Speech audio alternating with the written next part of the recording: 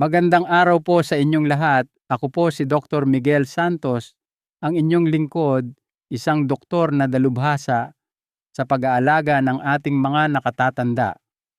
Isipin po ninyo, ang bawat umaga ay sasalubungin ninyo na may mga binting malakas, matatag at puno ng walang kapantay na enerhiya. Ito ang pangako ng tamang nutrisyon.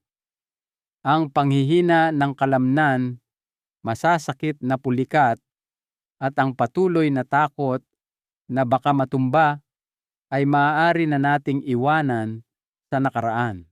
Ang tamang nutrisyon ang siyang susi upang mapanatili natin ang isang aktibo, malaya at puno ng kumpiyansang pamumuhay.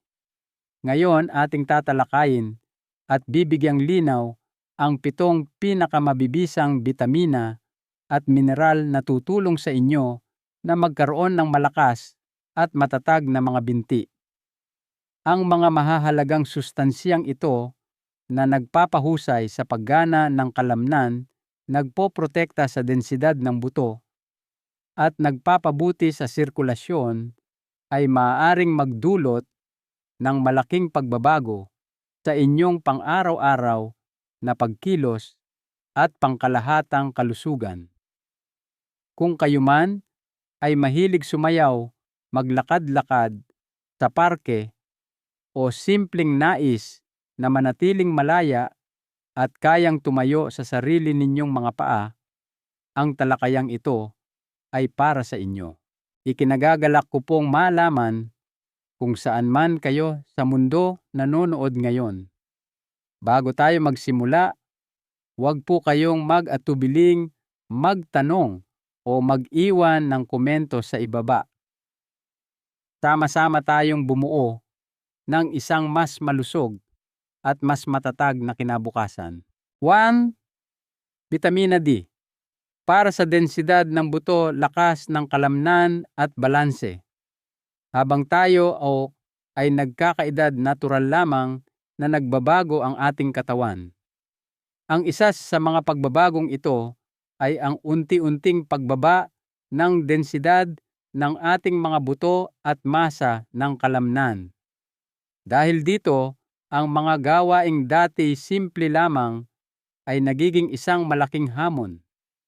Ngunit alam nyo ba na isa sa mga pangunahing dahilan nito na madalas napapabayaan ay ang kakulangan sa bitamina D? Hindi lamang ito nagdudulot ng marupok na buto. Ang bitaminang ito ay kritikal para sa tamang paggana, balanse at lakas ng ating mga binti. Ating alamin kung bakit napakahalaga ng bitamina D para sa lakas ng binti ng mga nakatatanda at kung paano ang sapat na antas nito ay makapagpapabuti sa kanilang pagkilos at kalusugan. Para sa balat ng isang senior, mas nagiging mahirap ang pagkuha ng sapat na bitamina D mula sa sikat ng araw. Ang sitwasyon ay lalo pang lumalala dahil maraming nakatatanda ang umiiwas ng lumabas sanhi ng pagbabago sa pamumuhay, hirap sa paglalakad, o takot sa pinsalang dulot ng araw. Ano ang resulta?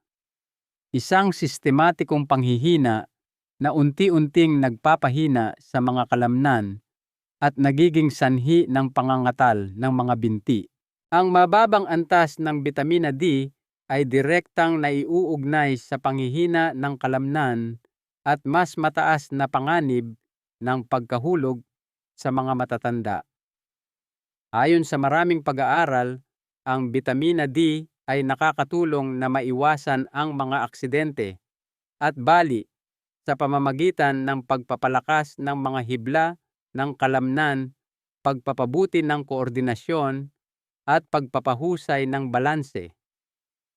Sa isang pag-aaral na inilathala sa Journal of Clinical Endocrinology and Metabolism, natuklasan na ang mga individual na may kakulangan sa bitaminang ito ay nakaranas ng mas mabilis na pagkasira ng kalamnan na nagpahirap kahit sa mga pinakapangunahing gawain tulad ng pag-akyat sa hagdanan o pagtayo mula sa upuan. Bagamat mahalaga ang bitamina D para sa tamang pagsipsip ng calcium at kalusugan ng buto, ang mga benepisyo nito ay higit pa roon. Ang superbitaminang ito ay nagpapalakas sa neuromuscular transmission, ang komunikasyon sa pagitan ng nerbiyos at kalamnan at protein synthesis, dalawang proseso na direktang nakakaapekto sa paggana ng kalamnan. Isipin nyo ito na parang pampagana sa makina ng inyong mga binti. Kung wala ito, nahihirapan silang ibigay ang kanilang pinakamahusay na pagganap. Mahalaga rin ang bitamina D para sa pagpapanatili ng fast-twitch muscle fibers na responsable para sa mabilis na mga kilos at balanse. Ayon sa pananaliksik, ang mga hiblang ito ay nakakatulong na maiwasan ang pagkahulog sa pamamagitan ng pagpapahintulot sa mga binti na mabilis na tumugon kapag nawawalan ng balanse. Ang paghina ng kalusugan ng mga hiblang ito na dulot ng kakulangan sa bitamina D ay nagpapataas ng posibilidad ng pinsala, nagpapahina sa mga pag-urong ng kalamnan at nagpapabagal sa oras ng reaksyon. Maraming nakatatanda rin ang dumaranas ng paulit-ulit na pananakit at paninigas ng binti. Ipinakita ng mga pag-aaral na ang bitamina D ay maaaring makatulong sa pamamagitan ng pagbabawas ng pamamaga sa mga tisyu ng kalamnan. Ang pag-optimize ng antas ng bitamina D ay maaaring magbigay ng malaking ginhawa para sa mga may pulika at paninigas o hindi maipaliwanag na pananakit sa binti. Ang pagpapabaya sa kakulangan sa bitamina D ay maaaring humantong sa malubhang komplikasyon sa kalusugan, higit pa sa mahinang binti. Ang pinakanakakatakot ay ang osteoporosis at mga bali. Ang marupok na buto ay mas madaling mabali kung walang sapat na bitamina D sa katawan upang sipsipin ang calcium. Ang kakayahang kumilos at maging malaya ay maaaring lubhang maapektuhan kung kahit isang maliit na pagkahulog ay magreresulta sa isang nabaling buto. Paano natin sosolusyunan? Ang pagpapanatili ng sapat na antas ng bitamina D ay simple at may malalim na epekto. Narito ang mga pinakamahusay na paraan: pagbibilad sa araw, kumuha ng natural na tulong sa pamamagitan ng paggugol ng 15 hanggang 30 minuto sa direktang sikat ng araw, mas mainam sa umaga, bandang 8 to 10 a.m. o sa hapon. Ilantad ang inyong mga braso at binti para masulit ito. Mga pagkaing mayaman sa bitamina. Bagamat mahirap makuha ang araw-araw na pangangailangan mula sa pagkain lamang, makakatulong ang pagsasama ng matatabang isda tulad ng tuna tanige at sardinas, mga fortified na produktong gatas, pula ng itlog at kabute. Mga suplemento. Para sa maraming nakatatanda, lalo na sa mga hindi gaanong nakakalabas, mahalaga ang suplemento ng bitamina D.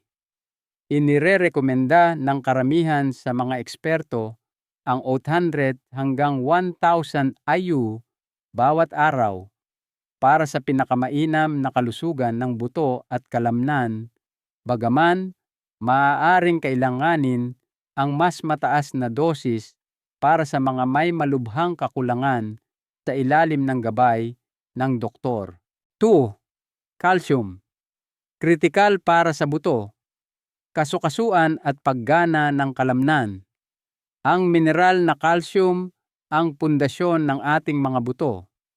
Habang bata pa, ang pagbuo ng buto ay tuloy-tuloy, ngunit habang tumatanda, unti-unting nababawasan ang masa ng ating buto na nagiging sanhi upang mas madali tayong magkaroon ng bali.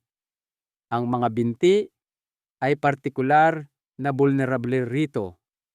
Ang mga bali sa balakang at hita pati na rin ang mga stress fracture sa ibabang bahagi ng binti ay kabilang sa mga pinakakaraniwan at mapanirang pinsala na nararanasan ng mga nakatatanda. Kapag kulang sa calcium ang mga buto, kahit isang maliit na pagbagsak na hindi makakasakit noong bata ka pa ay maaaring magdulot ng ilang buwang paggaling o mas malala, permanenteng problema sa pagkilos. Ngunit ang calcium ay hindi lamang para sa matibay na buto. Kailangan din ito para sa pag-urong ng kalamnan, muscle contraction. Ang bawat kilos mula sa paglalakad hanggang sa pagtayo mula sa upuan ay nakasalalay sa masalimuot na ugnayan sa pagitan ng mga calcium ion at ng mga hibla ng kalamnan. Ang calcium ay nagsisilbing gatilyo para sa pag-urong ng kalamnan na tinitiyak ang kontroladong paggalaw. Ang hindi sapat na paggamit ng calcium ay maaaring magdulot ng pulikat panghihina ng kalamnan o kawalan ng kakayahang lumikha ng puwersa na kailangan para sa katatagan. Ito ang dahilan kung bakit maraming tao na kulang sa calcium ang nakakaranas ng mahinang kalamnan, mabagal na paggalaw at madalas na pamumulikat sa binti. Kaya paano natin matitiyak na ang ating katawan ay nakakakuha ng sapat na calcium? Ang mga produktong gatas tulad ng gatas, yogurt at keso ay kabilang sa mga pinakamahusay na mapagkukunan, ngunit hindi lamang sila. Makakakuha ka rin ng maraming calcium sa mga pagkain tulad ng sardinas, lalo na kung kasama ang buto, maliliit na isda tulad ng dilis, almonds, bok choy, malunggay, iba pang madahong gulay, tokwa, at mga fortified na plant-based milk. Ang pagkakaiba-iba ay mahalaga. Pinakamainam na isama ang iba't ibang pagkaing mayaman sa calcium sa inyong dieta para sa patuloy na pagsipsip at pagpapanatili ng buto. Para sa mga nahihirapang sumipsip ng calcium o may mga limitasyon sa pagkain, maaaring hindi sapat ang calcium na nakukuha mula sa pagkain lamang. Ang mga suplemento ng calcium, lalo na kapag isinama sa vitamina D na nagpapataas ng kakayahan ng katawan na sumipsip nito, ay maaaring makatulong. Gayunpaman, hindi sa lahat ng pagkakataon ay mas maganda ang marami. Bagamat kailangan ang calcium ang labis nito, lalo na sa anyo ng suplemento, ay maaaring magdulot ng mga problema sa tiyan, bato sa bato at deposito sa mga ugat. Ang perpektong pang-araw-araw na paggamit ng calcium para sa mga nakatatanda ay 1,000 hanggang 1,200 ml na maaaring makuha sa pamamagitan ng kombinasyon ng natural na pagkain at kung kinakailangan mga suplemento. Bukod sa pagkonsumo, ang pisikal na aktibidad ay isang kritikal na bahagi sa pagsipsip ng calcium. Ang mga ehersisyo na nagdadala ng bigat tulad ng paglalakad, resistance training, at kahit na banayad na pagtakbo ay nagtataguyod ng muling pagbuo ng buto at tumutulong na idirekta ang calcium sa mga bahagi ng katawan na pinakakailangan nito, ang mga kalamnan at buto. Kahit gaano karaming calcium ang inumin mo, kung hindi ka naman kumikilos, hindi mapapatibay ang iyong mga buto at kasukasuan. Ang kakulangan sa calcium ay hindi lamang nagpapahina ng buto. Inaalis nito ang kalayaan ng mga tao na kumilos, lumahok, sa mga bagay na kanilang kinagigiliwan at maging malaya. Ang isang buhay na may kasarinlan, katatagan at tiwala sa sarili ay nagsisimula sa mga buto at kalamnan na suportado ng calcium. 3. Bitamina B12 para sa lakas ng nerbiyos, kalamnan at mabilis na reaksyon. Bagamat madalas nating pag-usapan ang protina at calcium, pagdating sa lakas ng binti, iilan lamang ang nakakaunawa sa kritikal na papel na ginagampanan ng bitamina B12 sa paggana ng ating sistemang nerbiyos, kalamnan. Ito ay mahalaga para sa tamang paggana ng nervous system dahil pinapanatili nito ang lakas at katumpakan ng mga electrical signal na dumadaloy mula sa inyong gulugod patungo sa inyong mga binti. Kung hindi maayos ang pagpapadala ng signal na ito, maaari itong magresulta sa panghihina ng kalamnan, kawalan ng katatagan, at unti-unting pagkawala ng kontrol sa paggalaw. Isa sa mga pinakakaraniwang sintomas ng kakulangan sa B12 na hindi nakapagtataka ay ang pakiramdam na mabigat at pagod ang mga binti, madalas na may kasamang pamamanhid o pangingilabot. Ngunit narito ang problema sa mga nakatatanda: ang kakulangan sa bitamina B12 ay nakakagulat na karaniwan. Ito ay dahil ang pagsipsip ng B12 ay mas maselan kaysa sa ibang mga bitamina. Upang masipsip ang bitamina B12 mula sa pagkain, kailangan ng katawan ng isang partikular na protina na tinatawag na intrinsic factor at sapat na asido sa tiyan. Ang pagbaba ng produksyon ng asido sa tiyan na may kaugnayan sa pagtanda, pati na rin ang mga kondisyon tulad ng gastritis, acid reflux, at kahit na ang matagalang paggamit ng antacid ay maaaring makahadlang sa pagsipsip nito. Idagdag pa rito ang katotohanan na maraming nakatatanda ang kumakain ng mga dieta na mababa sa mga pagkaing mayaman sa B12 at ang resulta ay isang unti-unti ngunit tuloy-tuloy na pagkawala ng mahalagang mineral na ito. Ang pakiramdam ng panghihina ay isa lamang sa maraming sintomas ng kakulangan sa B12. Kung hindi magagamot ang kakulangan sa B12 ay maaaring magresulta sa hindi na maibabalik na pinsala sa nerbiyos na nakakaapekto sa mga reflexes, balanse at koordinasyon. Para sa maraming nakatatanda, ang mga epekto sa nerbiyos ng kakulangan sa B12 ay nagpapakita bilang problema sa paglalakad, madalas na pagkahulog o simpleng pakiramdam na ang kanilang mga binti ay hindi na gumagana tulad ng dati. Ang paghina ay karaniwang napakabagal, kaya tinatanggap na lang ito ng mga tao bilang isang natural na bahagi ng pagtanda, kahit na ito ay ganap na maiiwasan. Ang magandang balita ay ang pagpapanumbalik ng antas ng beta-dalide ay maaaring magkaroon ng malaking epekto sa enerhiya at paggalaw. Kapag tinugunan ng mga senior ang kanilang kahinaan, ipinapakita ng pananaliksik na ang kanilang lakas, tibay at paggana ng binti ay bumubuti ng malaki. Ngunit saan nagmumula ang mahalagang bitaminang ito? Hindi tulad ng maraming iba pang sustansya, ang bitamina B12 ay halos eksklusibong matatagpuan sa mga produktong hayop at hindi makukuha sa mga halaman. Ang mga mahusay na mapagkukunan ay kinabibilangan ng karne ng baka at manok, pagkaing dagat tulad ng tulya at tahong isda, itlog, atay, at mga produktong gatas.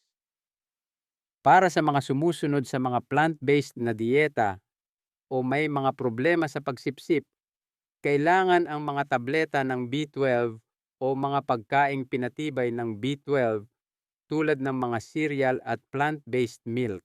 At heto pa, ang bitamina B12 ay itinuturing na isa sa mga pinakaligtas na suplementong bitamina dahil ang labis nito ay inilalabas sa ihi. Ang pag-inom ng mas mataas na dosis ng mga tableta ng B12 o regular na pag-iniksyon ay maaaring makatulong sa maraming nakatatanda, lalo na sa mga nahihirapang sumipsip nito mula sa pagkain.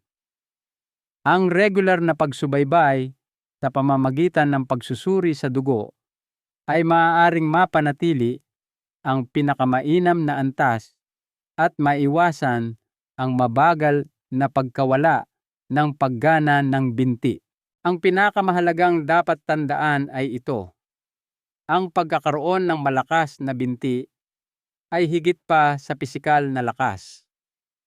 Ito ay tungkol sa kahusayan, bilis ng reaksyon at koordinasyon na lahat ay nakasalalay sa ating sistemang nerbiyos. Kung hindi maayos ang pagpapadala ng signal ng inyong mga nerbiyos, hindi tutugon ng maayos ang inyong mga binti. Kaya ang pagpapanatili ng sapat na antas ng B12 ay isa sa mga hindi gaanong pinahahalagahan, ngunit mabisang taktika para mapanatili ang pagkilos at kalidad ng buhay habang tayo ay tumatanda. 4. Magnesium, panlaban sa pulikat at pampalakas ng pagkilos. Isipin natin ang magnesium bilang isang tahimik na bayani na nagtatrabaho sa likod ng mga eksena.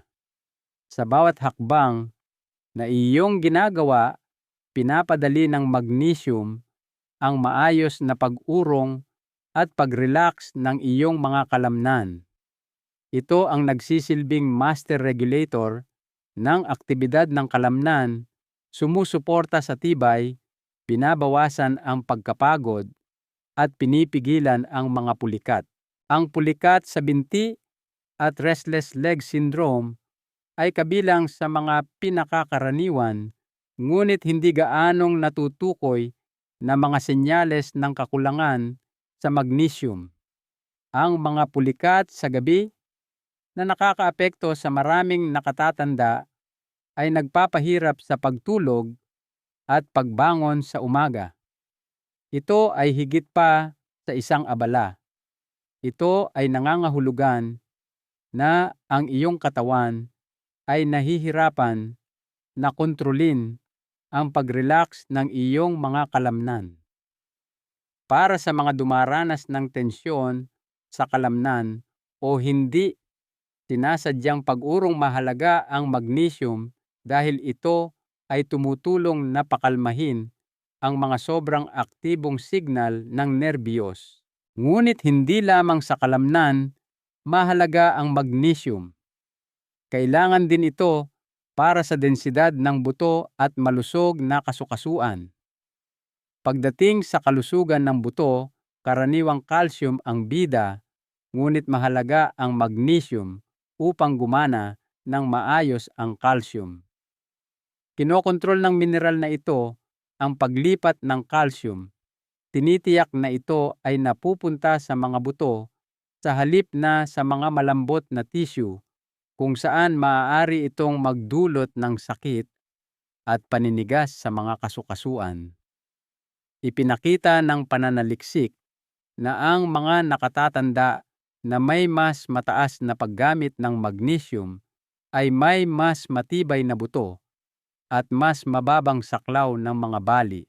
Ang isang malaking dahilan kung bakit napakakaraniwan ng kakulangan sa magnesium ay dahil mabilis itong nawawala dahil sa stress, gamot at masamang gawi sa pagkain.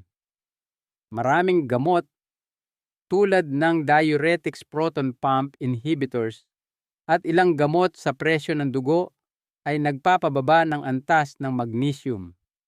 Ang resulta ay isang kakulangan sa magnesium na patagong sumisira sa lakas, tibay at fleksibilidad. Ito ang dahilan kung bakit maraming nakatatanda ang napapansin ang isang mabagal ngunit tuloy-tuloy na pagbaba sa kanilang stamina na nagre-resulta sa mas maiikling paglalakad at pangkalahatang pagkapagod kahit pagkatapos ng magaan na gawain. Ang pagpapanumbalik ng magnesium ay may mabilis na epekto sa kalusugan ng binti, nagpapaginhawa sa mga pulikat, nagpapalakas ng enerhiya at nagpapanumbalik ng pakiramdam ng kaginhawaan sa paggalaw. Ang magnesium ay pinakamahusay na kinokonsumo sa pamamagitan ng mga pagkain tulad ng mga legumbre tulad ng munggo, mga mani tulad ng kasoy at almonds, mga buto tulad ng buto ng kalabasa, mga madahong gulay tulad ng spinach at kangkong, abokado at saging, maitim na tsokolate. Para sa mga hindi nakakakuha ng sapat na magnesium mula sa pagkain, maaaring makatulong ang mga suplemento ng magnesium, lalo na ang mas madaling masipsip na magnesium citrate o magnesium glycinate.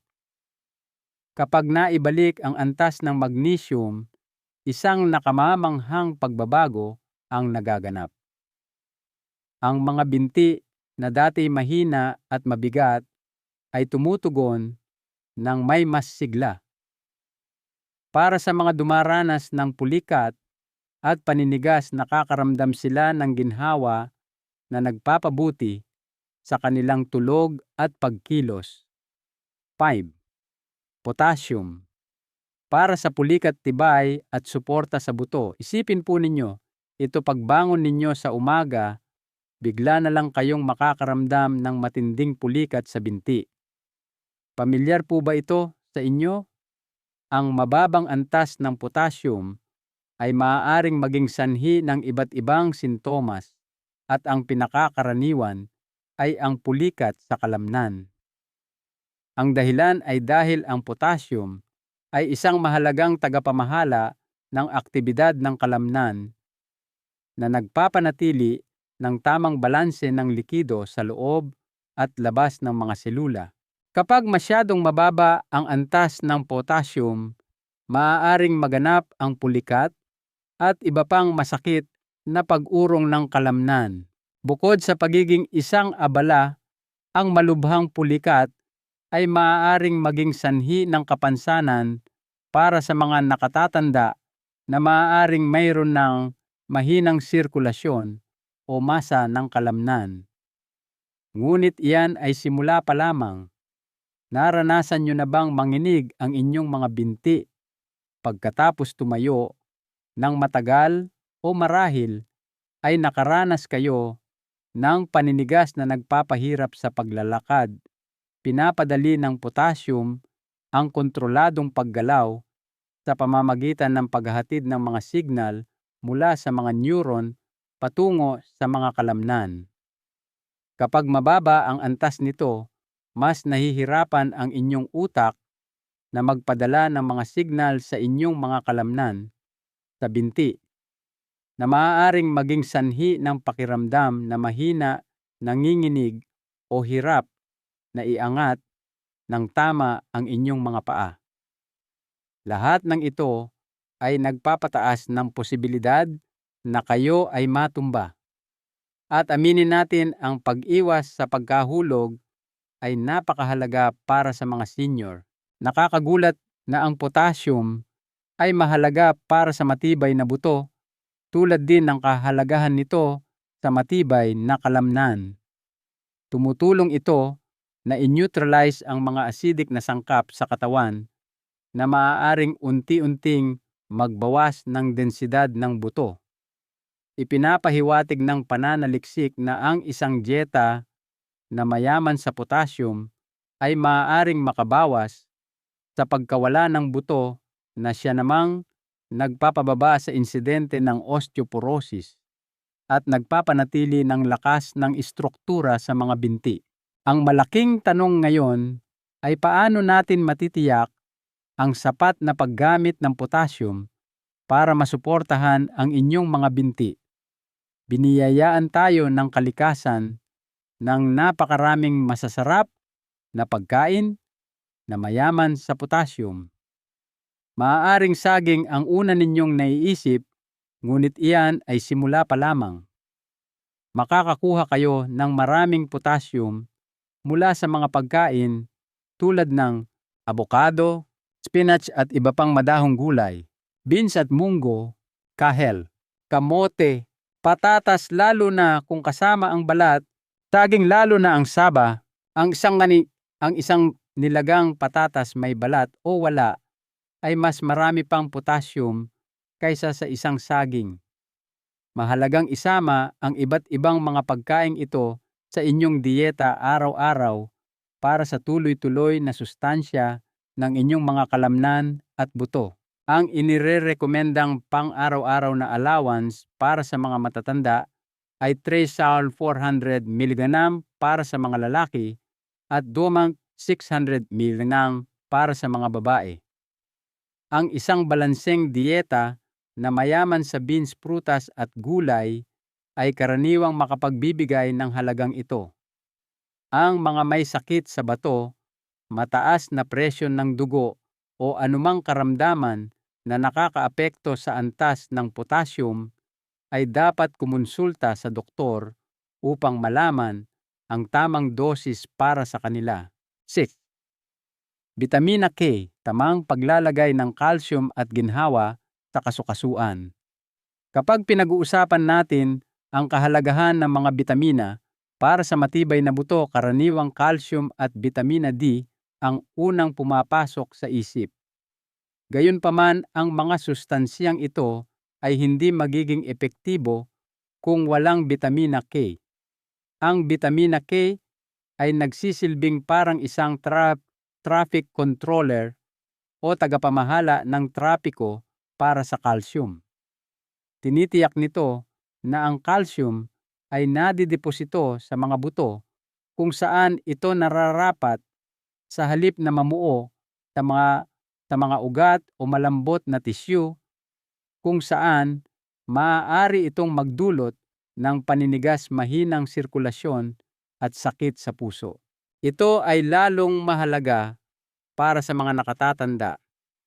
Ipinapakita ng mga pag-aaral na ang mga taong kumukonsumo ng mas maraming bitamina K ay may mas magandang kalusugan ng buto, mas mababang panganib ng bali at pangkalahatang mas malakas na buto. Ito ay dahil pinapagana ng bitamina K ang osteocalcin, isang protina na nagkakabit ng calcium sa matrix ng buto na ginagawang mas malakas at mas siksik ang mga ito. Ngunit hindi diyan nagtatapos ang tungkulin ng bitamina K. Kailangan din ang bitaminang ito sa pagpapanatili ng malusog na kasukasuan at matibay na kalamnan. Ipinakita ng pananaliksik na ang bitamina K ay tumutulong na mapawi ang paninigas ng tuhod, isang karaniwang reklamo sa mga nakatatanda, at binabawasan ang pamamaga sa mga kasukasuan. Ito naman ay maaaring makapagpabagal sa paglala ng osteoarthritis. Kung nakakaranas kayo ng sakit o paninigas ng tuhod kapag tumatayo mula sa upuan o sa matagal na pagtayo, maaaring ang bitamina K ang kailangan ninyong suplemento upang mapawi ang inyong discomfort at mapanatili ang inyong pagkilos. Ang kakulangan sa lakas sa mga kalamnan ng binti ay nauugnay sa mas mataas na panganib ng pagkahulog, mahinang balanse at hirap sa paglalakad. Maaaring makatulong ang bitamina K sa pagpapanatili ng lakas at koordinasyon ng kalamnan. Mayroong dalawang pangunahing uri ng bitamina. Bitamina K1 ang pinakakaraniwang anyo sa mga halaman at sagana sa mga madahong gulay tulad ng malunggay, kangkong, spinach, pechay, repolyo at Brussels sprouts. Bitamina K2 matatagpuan sa isang mas mabisang anyo sa mga fermented na pagkain tulad ng natto, fermented soybeans, mga matagal ng keso, at ilang produktong hayop tulad ng atay at pula ng itlog. Ang K2 ay napaka-kapaki-pakinabang dahil sa mas mahabang epekto nito sa katawan at pinahusay na kakayahang idirekta ang calcium sa mga buto. Ang pinakamahusay na paraan upang natural na mapataas ang inyong antas ng bitamina K ay ang pagkain ng mas maraming madahong gulay. Ang isang serving lang ng sinauting kangkong o malunggay sa inyong ulam ay malaki na ang maitutulong. Gayunpaman, mag-ingat po tayo. Ang bitamina K ay kasangkot sa pamumuo ng dugo at maaaring makagambala sa mga gamot na pampalabnaw ng dugo tulad ng warfarin. Kaya't mahalagang makipag-usap sa inyong doktor bago uminom ng mas maraming bitaminang ito. 7. Bitamina B6. Komunikasyon ng nerbiyos at katatagan ng kalamnan. Hindi napapansin ng karamihan kung gaano kahalaga ang bitamina B na may siyentipikong pangalan na pyridoxine sa pagpapanatili ng malakas na binti at malusog na kalamnan.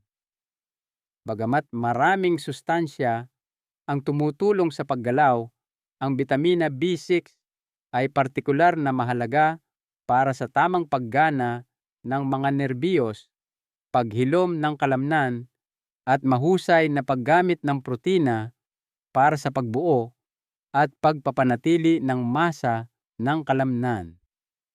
Kung wala ito, kahit ang pinakamalalakas na kalamnan ay maaaring manghina na ginagawang parang isang mahirap na laban, kahit ang mga pinakasimpleng kilos tulad ng pagtayo mula sa upuan o pag-akyat sa hagdanan. Ang isa sa hindi gaanong kilala ngunit mahalagang tungkulin ng bitamina B6 ay sa komunikasyon at koordinasyon ng nerbiyos. Tinitiyak nito na ang mga signal mula sa utak ay mabilis at tumpak na nakakarating sa mga kalamnan. Ang kakulangan sa B ay maaaring maging sanhi ng pagbagal o maling pagdirekta ng mga signal na ito na maaaring magdulot ng pangingilabot, pamamanhid, at kahit na nanginginig na paglakad. Ang mga sintomas na ito na madalas ipagkamali ng maraming nakatatanda bilang pagkasira ng kalamnan na may kaugnayan sa pagtanda ay sanhi ng kakulangan ng sustansya na kinakailangan upang suportahan ang tamang paggana ng nerbiyos kalamnan. Ang isa pang mahalagang papel ng bitamina B ay ang pagpigil sa pagkapagod ng kalamnan na may kaugnayan sa pamamaga.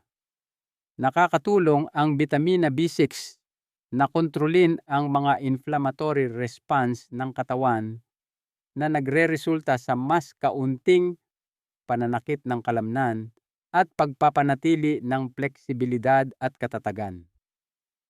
Kung matagal ka nang nakikipagbuno sa paulit-ulit na paninigas o mabagal na paggaling pagkatapos ng ehersisyo, ang pagpapalakas ng iyong paggamit ng bitamina B6 ay maaaring isang malaking tulong.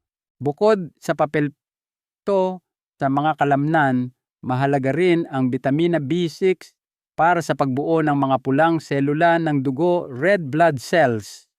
Ang mga selulang ito ang nagdadala ng oxygen sa buong katawan na nagbibigay lakas sa mga kalamnan at nagpapanatili ng tibay na kailangan para sa matagalang aktibidad. Kung mababa ang inyong antas ng hemoglobin dahil sa kakulangan sa B6, maaaring hindi makakuha ng sapat na oxygen ang inyong mga kalamnan na maaaring humantong sa maagang pagkapagod, pakiramdam ng kabigatan at nabawasang stamina. Paano natin makukuha ang mahalagang bitaminang ito sa kabutihang palad? Ang B6 ay sagana sa maraming masasarap at madaling makuha na pagkain. Ang mga mahusay na mapagkukunan ay kinabibilangan ng manok, isda, lalo na ang salmon at tuna, saging, patatas, chickpeas, garbanzos, mga fortified na butil. Ang pagsasama ng mga pagkaing ito sa inyong pang-araw-araw na pagkain ay makakatulong na natural na mapunan ang inyong mga antas ng B6.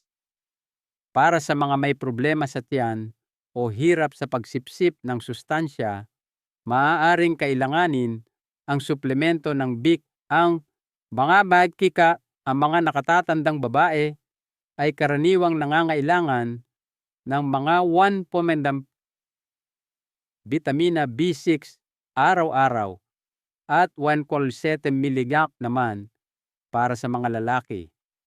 Bagamat ligtas ang pagkuha ng sapat na B6 mula sa mga pagkain, ang pangmatagalang pag-abuso sa mga mataas na dosis na suplemento ay maaaring magdulot ng pinsala sa nerbiyos, kaya mahalaga ang pag-iingat.